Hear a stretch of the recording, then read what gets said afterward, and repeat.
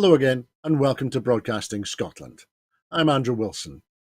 At this time of year, we all have Christmas traditions, which are an annual feature of the festive celebrations, arguing over how many lights should be strung along the front of the house and whether it now looks like the Blackpool illuminations, negotiating who has control of the remote controls or the remote control, and also biting your tongue as a relative shocks the table with their opinions on race, religion, football, or even more important things than that. And at Broadcasting Scotland, we have our own traditions, and that is why we're here today with the full Scottish Review of the Year, Part 5. Now, we're lucky enough to be joined today by two very special guests. Firstly, Maureen Watt was a regional MSP for North East Scotland from 2006 until 2011 and was then the member of our Scottish Parliament representing Aberdeen South and North Kincardine from 2011 until 2021. Maureen is a former Minister for Mental Health in the Scottish Government. Maureen, how are you keeping?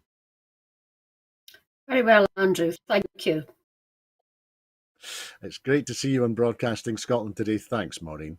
And we're also joined by William Duguid. William is an activist, a commentator and a blogger.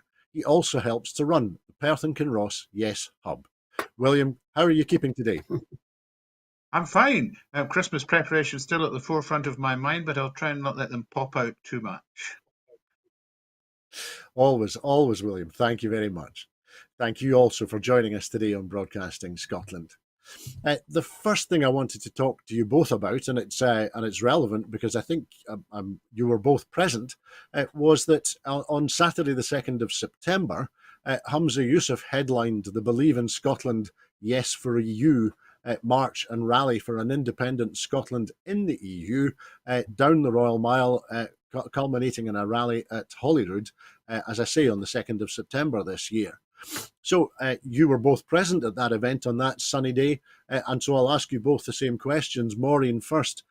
Maureen, what did you think on the day of the march and rally in September? And now that a little bit of time has passed, have you any other reflections on what took place that day and whether it's had any impact? Well, first of all, I'd like to say that I saw you taking your stewarding duties very seriously that day, Andrew, indeed, and a good job you were doing too, because it was an absolutely huge crowd that definitely needed stewarding. It was very well run. It was, as I say, huge. The response of the marchers from start to finish along the route bystanders was great. The speeches were from a varied cross-section of pro-independence supporters, and I think people felt relieved that, and we must remember it wasn't an SNP rally, it was a pro-independence rally run by Believe in Scotland, and I think that was a great idea, although Humza clearly had a very big role in the lineup of speakers.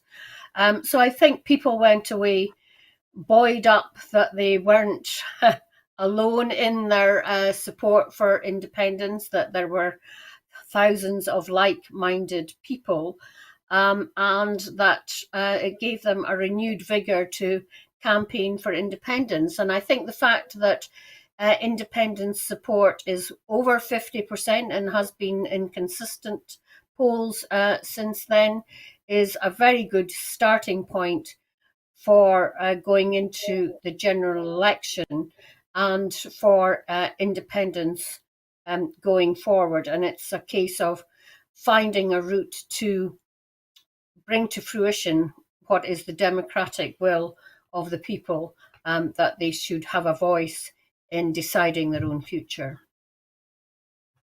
Thanks, Maureen, and thanks for your kind words as well. William, the same question to you. What did you think? What was your reaction immediately on the day on the 2nd of September? And now that a little bit of time has passed, have you any other reflections on the events of that day?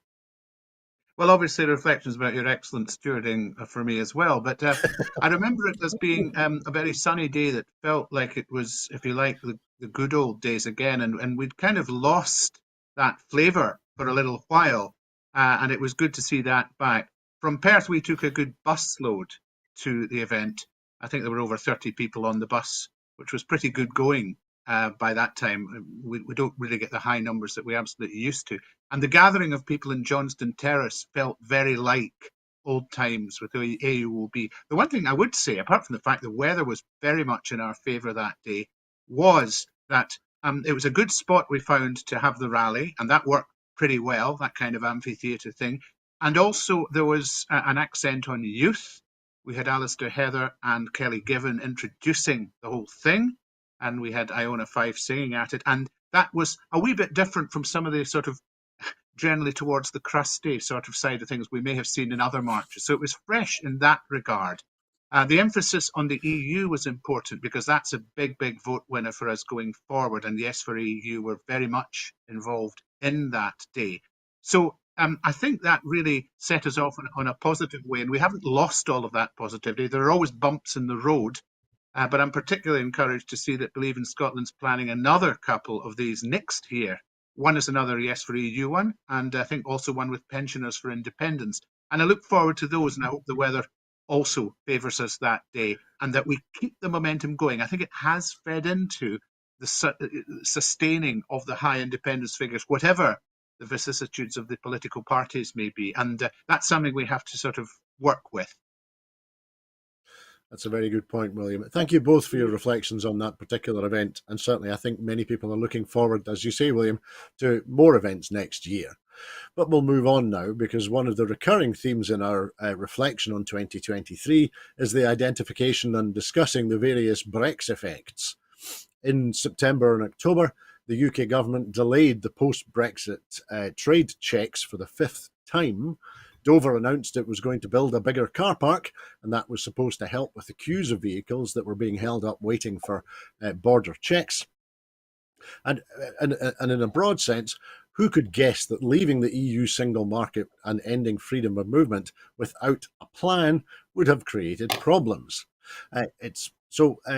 Maureen, firstly with you, it's now 7 years since the benighted Brexit referendum. What effects of that decision that wasn't taken in Scotland, what effects of that decision have you started to see now that we're 7 years on from that referendum? Well, it has been catastrophic, hasn't it? I mean, I don't think anybody thought that it would be as bad as it has been, and even those who voted for it, mainly in England, surely to goodness, any reasonable person will see that it's the wrong decision. And of course, they're saying that they didn't understand it all and they were hoodwinked and everything. But we are where we are. I mean, even before Brexit happened, surveys showed that Scots would be, well, certainly in the northeast, would be £9,000 worse off. And I think that if another survey was done, we would see that it's even worse than that. I think one of the main things is the apart from price hikes, which are due to Brexit, is the shortage of labour in Scotland, which is holding back any growth in our economy. And we see that particularly in things like the hospitality industry, and it is affecting rural areas particularly. So there's that aspect to it. And you were talking about the checks at Dover, and nobody realising that it meant that every single person on a busload of kids, for example, needed their credentials checked, not just the bus being waved through as happened in the past. And there are more checks that have still to come into being, because a lot of them have been delayed, so that there was kind of a phased introduction of the checks. I mean, I can't tell you what the specifics are, but my understanding is that there are more checks to be brought in, and that will result in more paperwork, more bureaucracy for businesses, and making it even more difficult to export where you still do it. And many, as we know, have just given up on exporting to Europe at all. So it has been absolutely disastrous economically and for our students. And it just makes me miserable thinking about it. Thanks, Maureen. Now, William, you touched on this when we were talking about the event at Edinburgh briefly, and so I'll give you the chance to expand a little bit on it. What's your sense about what voters in Scotland would like to do about Brexit? Well, I'm sure they would like it, reversed under the current government. Very unlikely. But I think that generally speaking, they would certainly want to have trade relations with the EU pretty well back where they were, however that's achieved. And the current trade deal just doesn't cut it. Now, I think the only way we will get that is with independence. And I would expect, as at the very least, to be thinking in terms of very early trying to get associate membership of the EU before thinking in terms of getting fully into the EU. I know there is a debate within the independence movement about whether we should go for something like EFTA or whether fully EU. But to me, the key thing is that we have to have the trading relationship on an even keel. And the cost of doing business has got to be made reasonable, because the one thing that's taking place with certainly for exporters who've really felt the full brunt of this since, I think, January 2021, where you're getting these queues at Dover, all the problems with the supply chain that creates, and of course all that's perhaps still to come for the importers as we keep kicking the can down the road, because we know fine well that it increases the cost of doing business, and that really is the key. That's going to be another wee bit of inflation just waiting around the corner after we've got over our present phase, and it's still higher than it needs to be, and this will make it still higher. So I think there's a general feeling in Scotland, there always was, we never voted for Brexit, but I think if you were to test the opinions of people now, you would have even a greater percentage of people in favour of a steady relationship with the EU. Most of them wanted to get back into the EU at the earliest opportunity, but before that, doing one of the interim things that you can do while you're waiting. Because if we're doing it as the UK, or if we're doing it as an independent Scotland, it will take time from where we are now, because we've already begun to shift from the status quo when Brexit actually happened. A very good point, William. Thank you.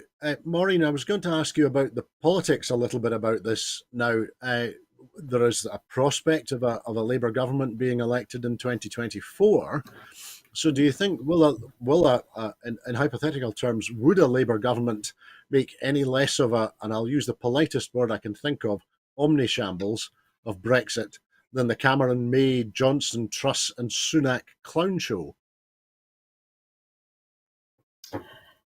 Well, that is to be seen. I think we can speculate a bit on that, insofar as the Keir Starmer has not been so far bold in his pronouncements. He's very much, to me, Tory light, Tory red instead of Tory blue, in a desperate attempt to attract what they see as right-wing voters. And if their polls are telling them that more and more voters in England are moving to the right, that in itself should be a danger flag for us in Scotland, where I think we would like to see much more radical policies and a shift away from the austerity economic policy that is being pursued by the Tories. So clearly, Keir Starmer and his shadow cabinet colleagues have been trying to, with visits to Europe, trying to ingratiate themselves back into Europe. But there is certainly no moves whatsoever to reverse Brexit by the Labour Party, and I cannot see how they can think that they are going to make a better stab of the outfall from Brexit than is already being made. It's very difficult to see how they think that they can make any difference, because we've got to remember that, for decades now, the EU is more right-wing than left-wing. We tend to think that the European Union is kind of a left-wing organisation, but those in power have been more to the right than the left, and it's very difficult to see how things can improve under either major party in Westminster. Thanks, Maureen. We'll move on now, but still with an EU aspect to the next item, because during September and October, reports of Serbian military forces massing near the Kosovan border amid a regrowth of populism and ethnic nationalist rhetoric there started to be reported. Thinking from the perspective of, through the prism of the EU, William, I was going to ask you first. We'll not yet touch on accession and enlargement of the EU in the context of Bosnia. But William, do you think should the EU be doing more in the Balkans right now? It's a difficult business, the Balkans, because there are tensions right now, and it's difficult to know. It's like if you touch one part of the mechanism, what do you set off? And it's very territorial, particularly between, for example, Kosovo and Serbia. And we've seen some of the other tensions going on with relation to the Ukraine war. So I'm not sure the SNP, goodness me, the EU has got the capacity to do very much without possibly doing more damage. And it's likely to be steady as she goes diplomacy. And I know Josep Borrell, the foreign policy chief at the EU, has been talking about, amongst other things, Serbia and Kosovo and the ongoing tensions about how that might be resolved. But you really have to be careful. So can't say very much more than that, I'm afraid. Thanks, William. And Maureen, broadening or enlarging, to use the term of art, enlarging the conversation a little bit. We've spoken on Broadcasting Scotland regularly with Bosnian politicians who see accession to the EU as a way of bringing peace and stability to that region because of the weight, both in terms of the organisation and the political, but also most importantly the political stability that the EU would normally engender, and the economic stability, but mainly political stability that the EU would engender. So, Maureen, do you think that enlargement of the EU and the accession of Bosnia, along with Moldova and Ukraine, who are also at the same time seeking to accede, do you think that that's something which should be prioritised and pushed forward as quickly as possible, as in order to deliver the support of the current peace there that Bosnian politicians have told Broadcasting Scotland about before? I think my instinct would be to canny on this at the moment. I mean, the war in Ukraine is having huge effects all over Europe, and clearly to the countries most closely to it. And we've seen Serbia, being more aggressive because, of course, Orban has the backing of Putin in anything he does. So I think it would be really difficult to take this forward now. I mean, I think it would just be another red rag to Putin. I think we need to see a resolution of the conflict in Ukraine, and under Ukraine victory, I can see why they desperately want to join the EU, but I don't think we can really. I think it would be unwise for the EU to break its own accession rules just to allow these countries in, and it has to be the democratic will of these countries at an election or a referendum, and that's not going to be possible in Ukraine, obviously, and Putin is talking about letting some of the provinces of Ukraine vote in his election. I wonder how that'll go for him. So my gut instinct is that it's all too volatile at the moment to talk about enlarging the EU. Thanks, Maureen. As you say, it's a situation that we will continue to pay close attention to on Broadcasting Scotland as the situation develops. But let's move on now, because of course, on the 7th of October, Hamas launched an attack into Israel with rockets and fighters, killing soldiers, civilians, and taking around 240 hostages. Israel immediately went to war, retaliating swiftly. Obviously, this is a story which continues to evolve daily, and reporting is improving slightly from Gaza, with I think it was CNN managing to place a reporter inside the southern Gaza. However, for you both, Maureen and William, we're reading and watching the news from Gaza, from Israel, from the West Bank, and from the wider Middle East every day. And so I think we should get straight into it. William, I'm not suggesting in any way that you have military qualifications or experience. That's not the case. However, do you think that either militarily or politically, it's going to be possible for Hamas to be defeated, as Netanyahu is demanding? And if that defeat was to happen, who would run Gaza after that? Oh, some nice easy questions there. From a military point of view, the only way I think that you can quote defeat Hamas is what they're currently doing, which is to smash the whole place to pieces, which of course has such an appalling humanitarian outfall, and should at some point even become unpalatable for the US.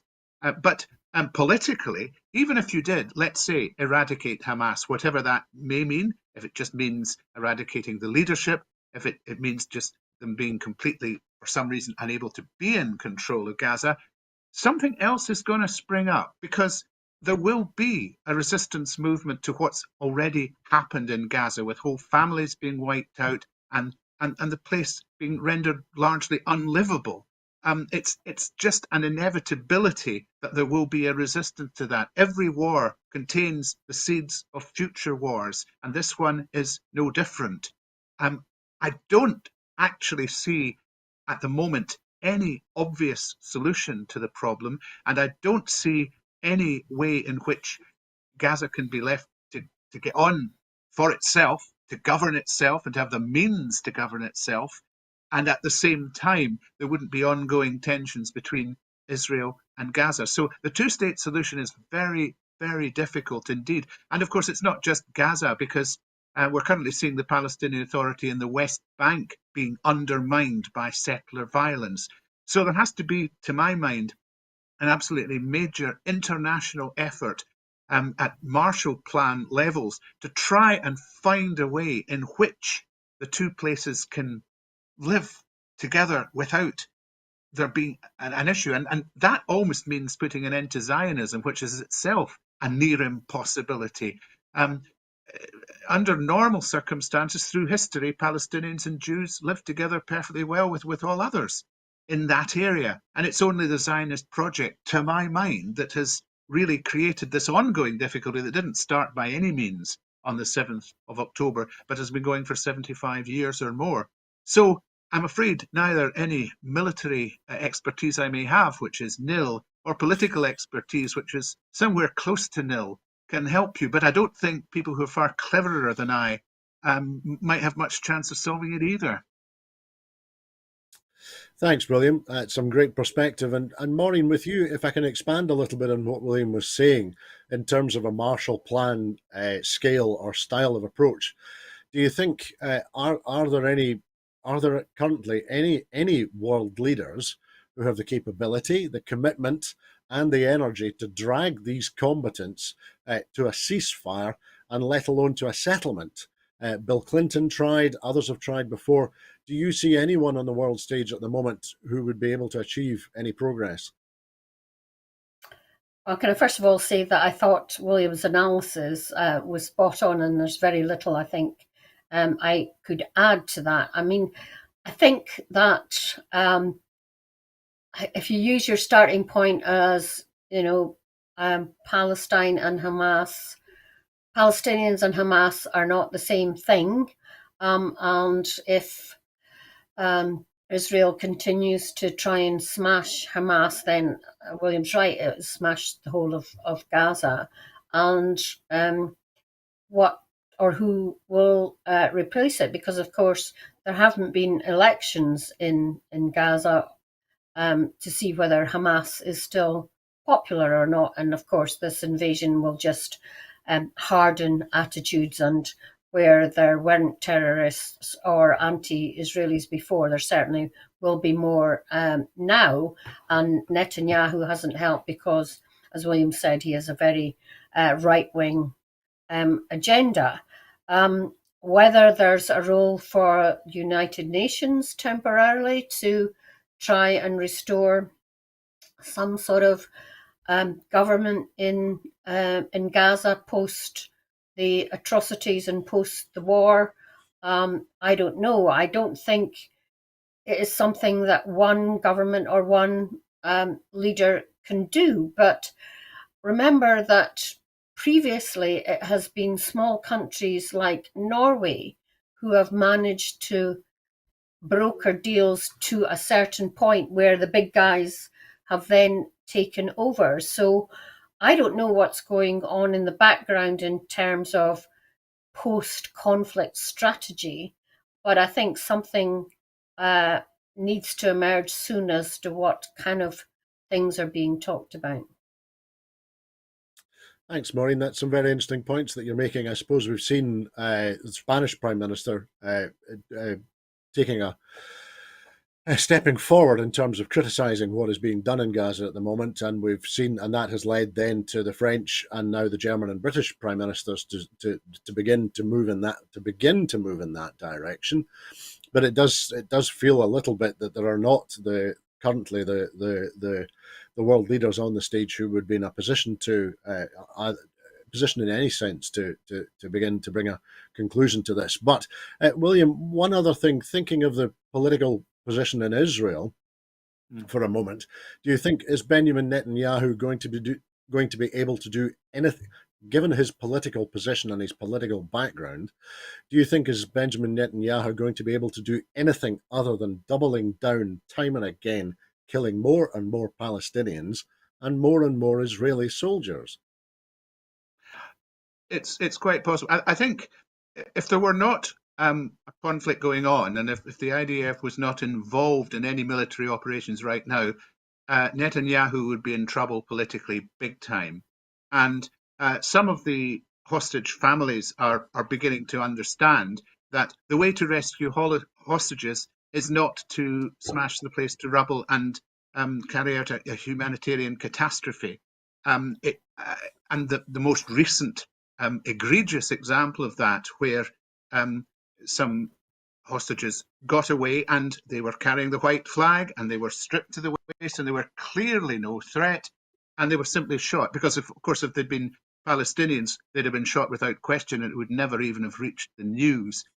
So hostage families in Israel must be thinking, how are we going to get our loved ones home this way? And what has this man got us into? I really think there will be something that will get rid of Netanyahu politically in really the not too distant future, assuming this violence does not go on and on and on, and that there is some form of ceasefire at some stage. The question then is, what's likely to replace Netanyahu? Because Netanyahu and his cabinet are fairly out there in terms of being right-wing, ideological, and very, very hard for certainly the Palestinians to coexist with. Whether there's a sort of gentler sort of thing that might take over, at least to give a start to negotiations to make things better in the long term. And we're trying to fix something that's 75 plus years old, and we've made so much of a mess of it. The world has. This is that it's a long way back, but we need to make a start. And so maybe there might be something that comes about as a result of Netanyahu ultimately losing power, which I think he will. Thanks, William. As you say, no matter without quoting Chairman Mao, no matter the length of the journey, you need to take the first step.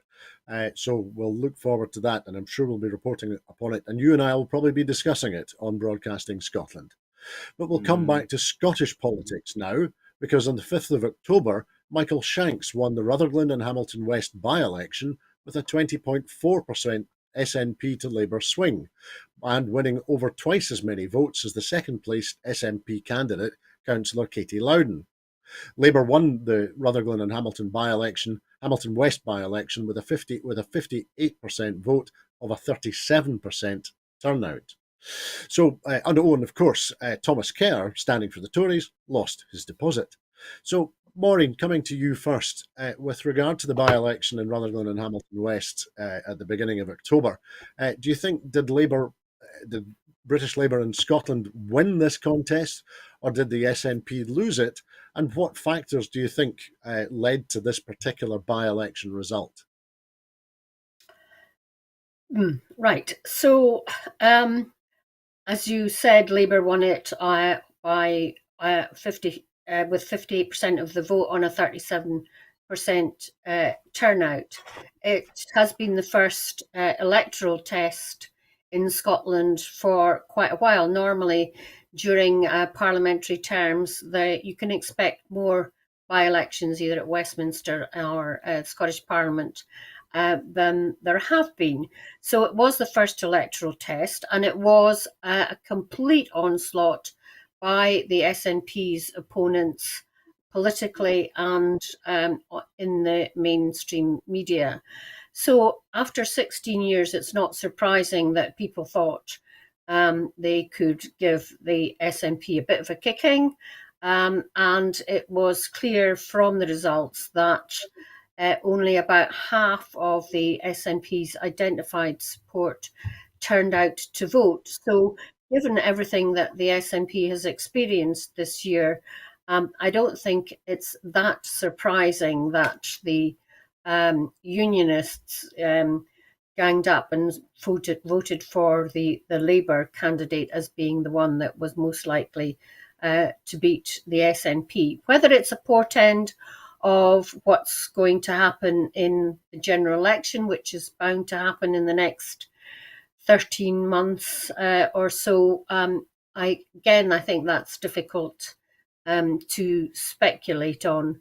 But as I've said before, Andrew, the concerted onslaught by the SNP's opponents is something that I've never witnessed before in my lifetime in politics, and I'll have been a member of the SNP 50 years in May next year. It is just relentless, and of course we have social media, which we didn't have in the past, and there it is just absolutely vile, some things that are said about the SNP, which are completely untrue. And I think the SNP has a huge job to get its message across on the doorsteps, which is what, of course, the SNP does best. Thanks, Maureen. That's some great political analysis there. William, I think I should probably ask you the same question. In the context of this particular by-election result, do you think was it Labour that won it? Was it tactical voting that won it? Or was it the SNP that lost it? It was a combination of all three, I think. The SNP was always on a hiding to nothing with this seat. There was some anger about Margaret Ferrier and what she did. I think actually she did no worse than some others who got much less of a punishment, but we'll let that be. There was definitely anger in the constituency, which would have been stoked up by the SNP's opponents, no doubt. So that was always going to be difficult. The SNP's had a difficult year, and therefore I think there was some apathy from its from its previous supporters who weren't activists and have been perhaps informed by what I think is an ongoing UK government acceptance of the best way to get through this is to make people hate all politicians and say they're all the same. So that would be another thing.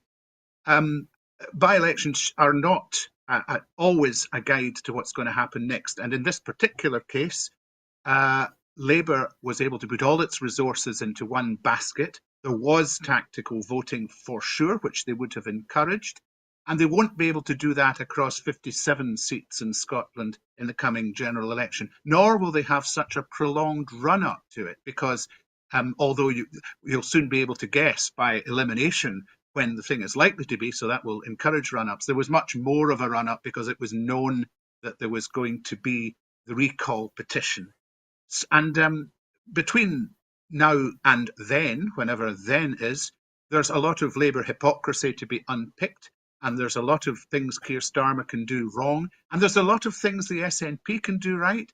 And there's also the question of whether the independence movement next year is going to get its act together and actually get a proper campaign going for independence. That need not necessarily impact on the general election, because making the general election the next electoral test of a thirst for independence is going to be fraught with problems. But it won't have no effect if the Yes movement actually makes a fist of campaigning and particularly points out the flaws in what Labour can offer. Then there's a lot more to play for than you might think. So I wouldn't take too much from the by-election, but obviously it helps to concentrate the mind. Thanks, William. And Maureen, that's an interesting point that William was making with regard to tactical voting. We've seen the launch of a Westminster-focused tactical voting website, which suggests for every constituency in the UK how you should vote if you wish to remove the Tory government. Now, obviously, that doesn't work in the same way as in Scotland, but certainly I'm aware of tactical voting, almost formal tactical voting between Edinburgh West and Edinburgh South, which seeks to ensure a Lib Dem candidate is successful in Edinburgh West and a Labour candidate is successful in Edinburgh South. So given the attention that we're seeing to tactical, and also, of course, tactical voting has become more important in English by-elections as the Lib Dems seek to reassert themselves in the south of England and Labour seeks to reassert themselves in the north of England. So, Maureen, from a Scottish perspective, how important do you think tactical voting is likely to become at the next general election, likely sometime in 2024? I think you're right to point out the differences between Scotland and England in terms of tactical voting. And I don't think it's so easy to predict in Scotland, because in many Tory constituencies, for example, the Labour vote is practically non-existent and there's very little movement that could happen there.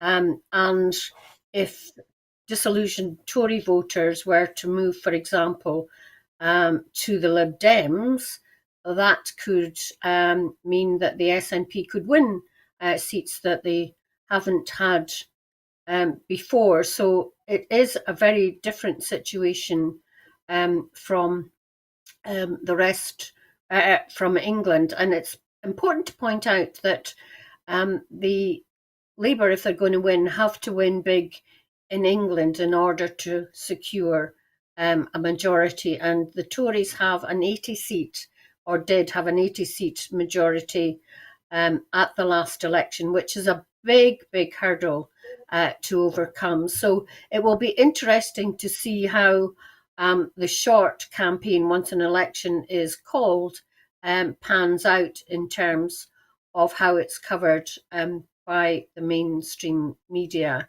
And I still think all over the UK there's still everything to play for, but it will be some hell of a fight.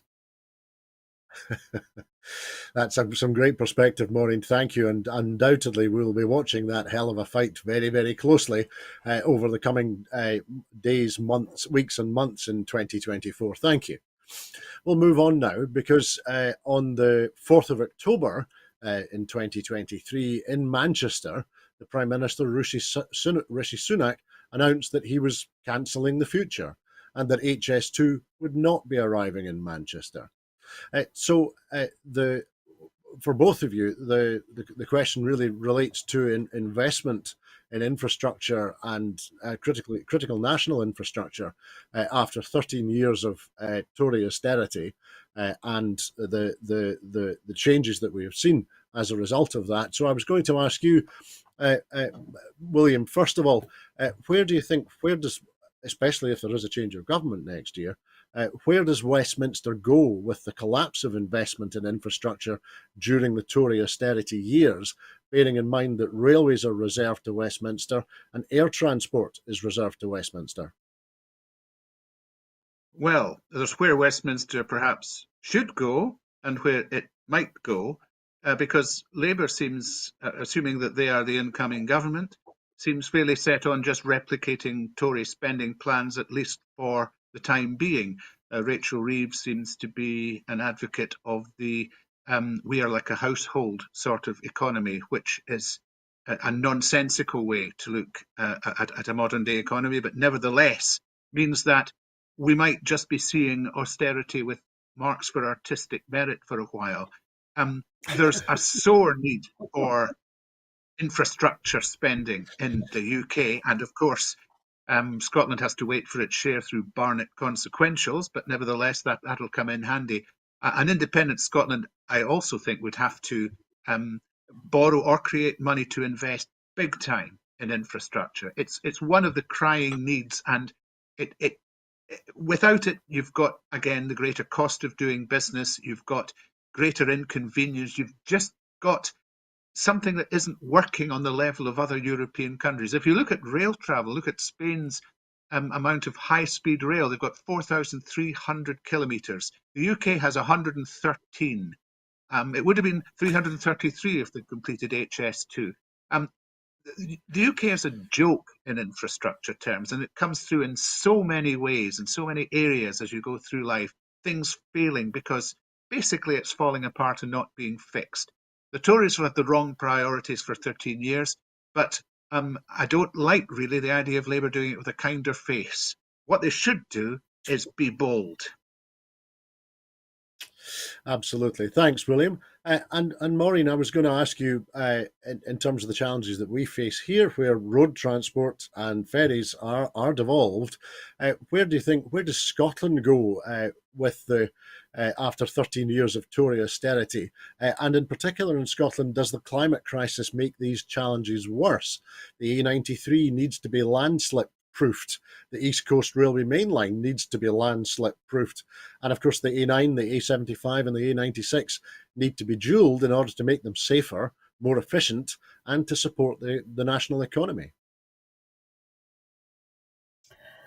Yes, and a lot of these things should have been done before devolution was ever thought of, if Scotland had been given the right priority by Westminster governments. I don't think we should ever forget that. And the demands on the Scottish government keep increasing. And of course, we need investment in infrastructure to provide the wherewithal for businesses to grow. So infrastructure in itself doesn't necessarily need improving, but it's improvement so that the economies can grow, so that you can get from A to B quicker, because delays cost money, and delays and upsets to businesses and so on. So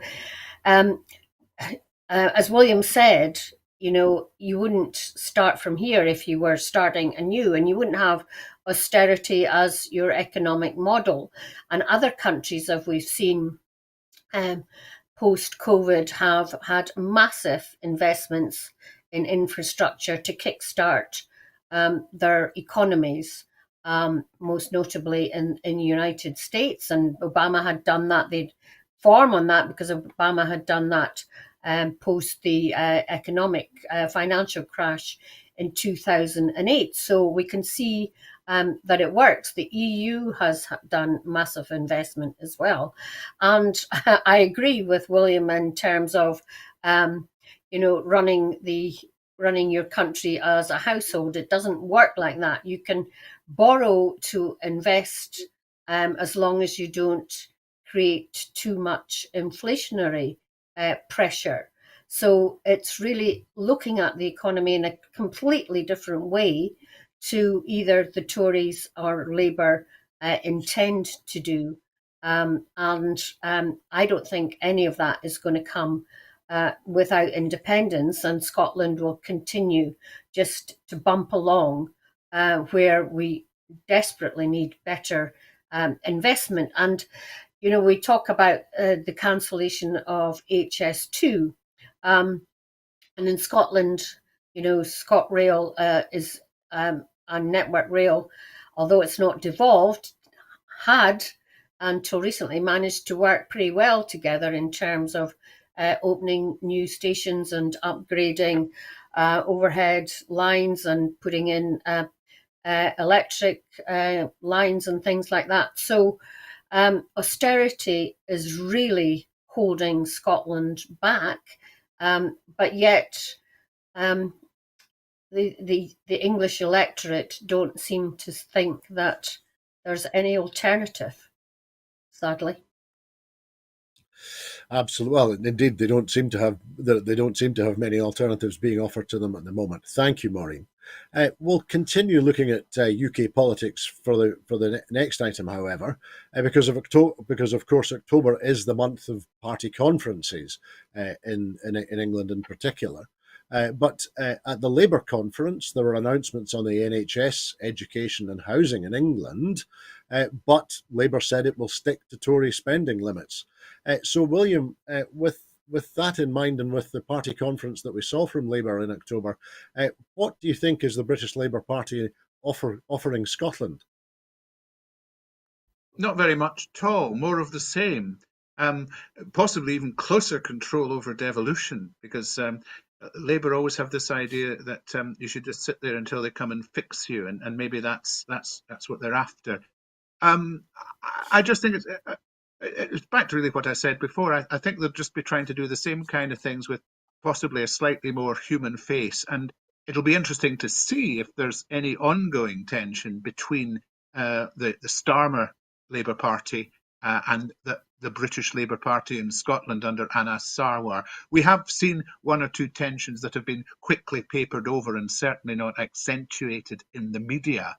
But I do expect as we get closer to the general election, we will be hearing more and more in the Scottish media about Labour and what they have to offer. And I'm thinking that there needs to be a campaign to make it clear that it really isn't very much. And there are lots of reasons for basically throwing it in the rubbish heap. We need to campaign, though, all of us, to make that happen.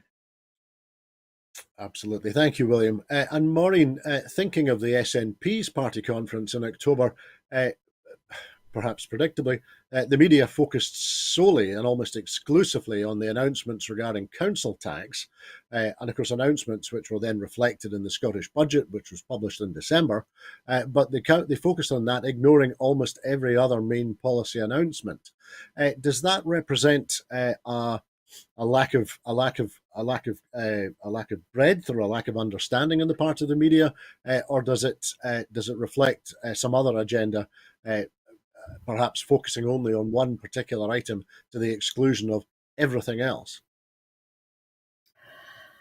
I just think the media don't get the Scottish National Party conferences where we do actually debate motions that come from branches through discussion at branch meetings among their members, and that conferences aren't just SNP conferences, just aren't set piece speeches from cabinet ministers, which tends to be what they are at UK party conferences. So because of that sort of ideal, that sort of program that they focus on and expect, because they don't get it at SNP conferences, they tend to focus on very few areas that have been discussed and go over that again and again, rather than listening to what's actually been discussed by ordinary party members,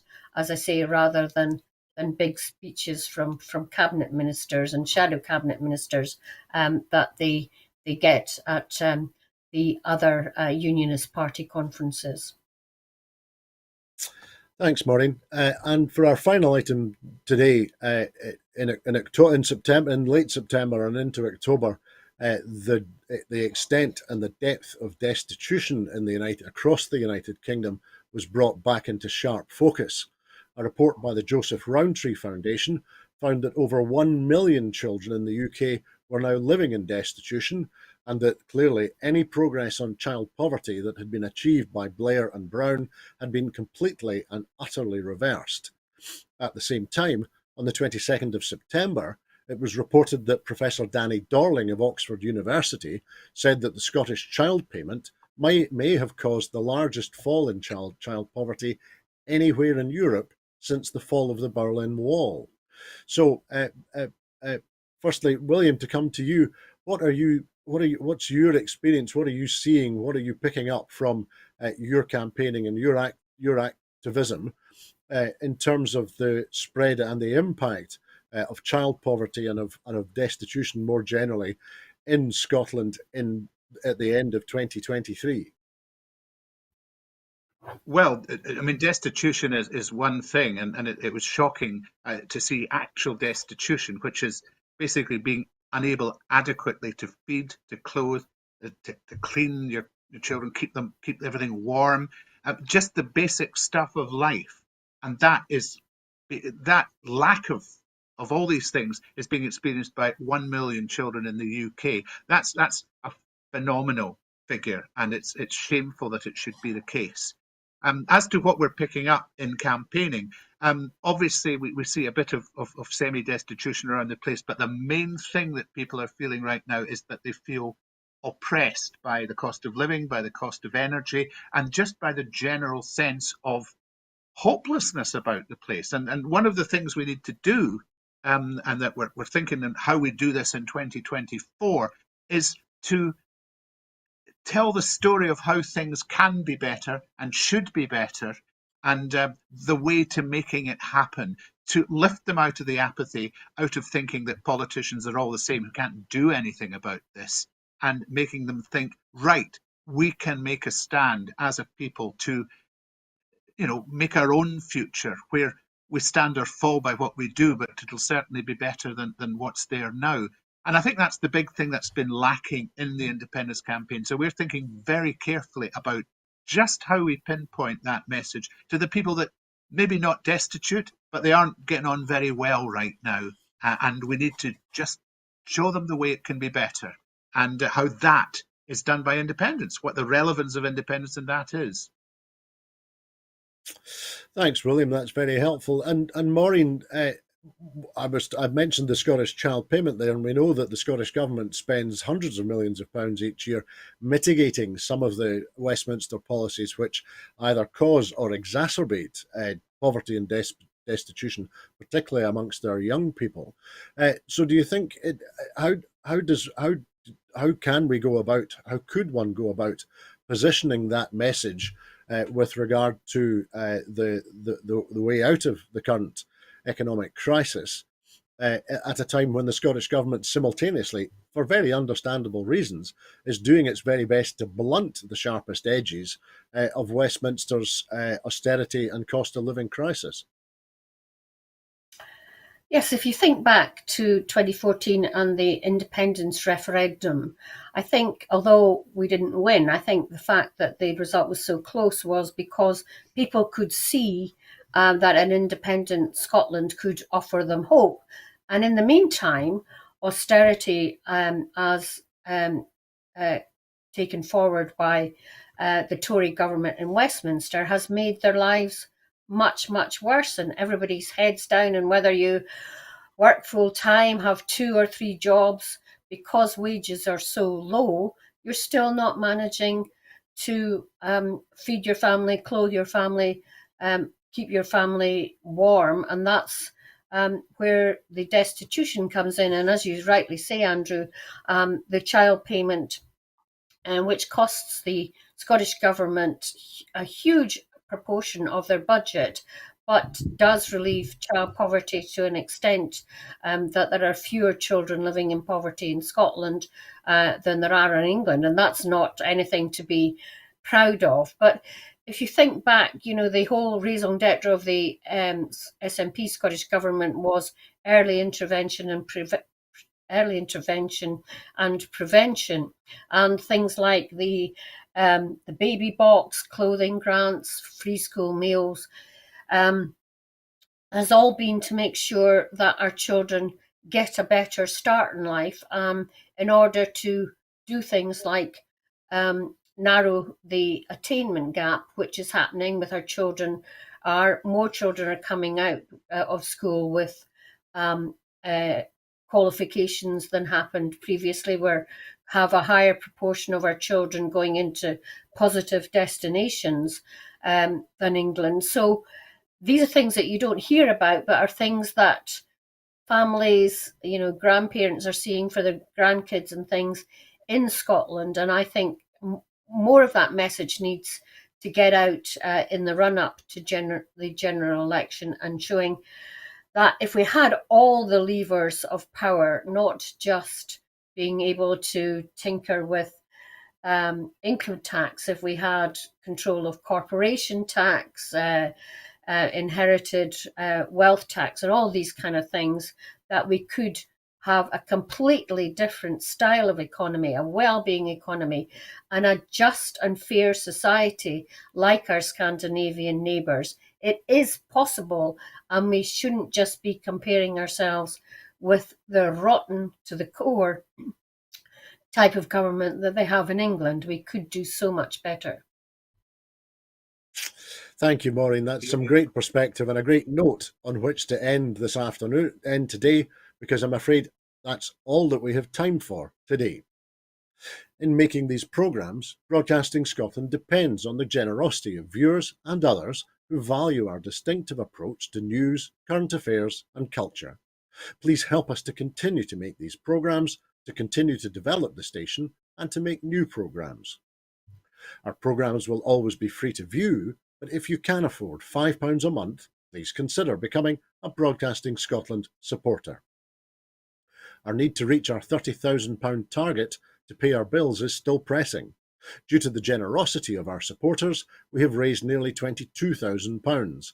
However, our need to raise the remaining £8,000 is really, really urgent. To everyone who has donated, and to everyone who has signed up to make a regular monthly payment as a Broadcasting Scotland supporter, thank you very much. There are other ways in which you can contribute to our work. If you would like to volunteer to work with Broadcasting Scotland, either behind the scenes or in front of the cameras, or in any other way that helps, then please visit our website at www.broadcastingscotland.scot and send us a message there. You can find us on X Twitter, Mastodon and Blue Sky at Broadcast Scot. Please like, retweet, boost and reskeet us there. And you can also find us on Facebook by searching for Broadcasting Scotland.